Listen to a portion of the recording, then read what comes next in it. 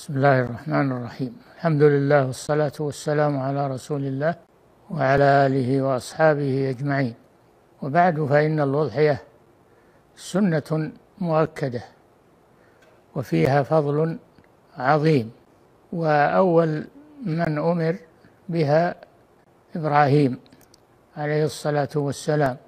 قال: يا بني إني أرى في المنام أني أذبحك. قال: يا أبت افعل ما تؤمر، ستجدني إن شاء الله من الصابرين.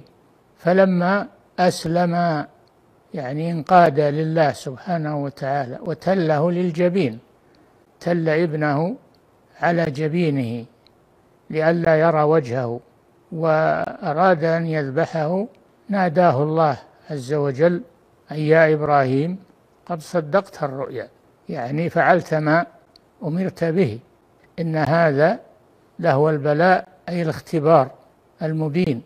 ثم قال جل وعلا: وفديناه بذبح، يعني كبش من الجنة، بدل أن يذبح ابنه أنزل الله له كبشا من الجنة فدية لابنه. تقول عائشة رضي الله عنها: ضحى النبي صلى الله عليه وسلم بكبشين، فقال في أحدهما بعد ذكر الله: اللهم عن محمد وآل محمد، وفي الآخر: اللهم عن محمد وأمة محمد.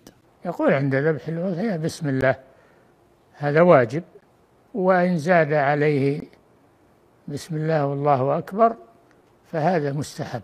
إذا سمى من أراد أن يضحي عنهم فهذا أحسن وأتم، وإلا تكفي النية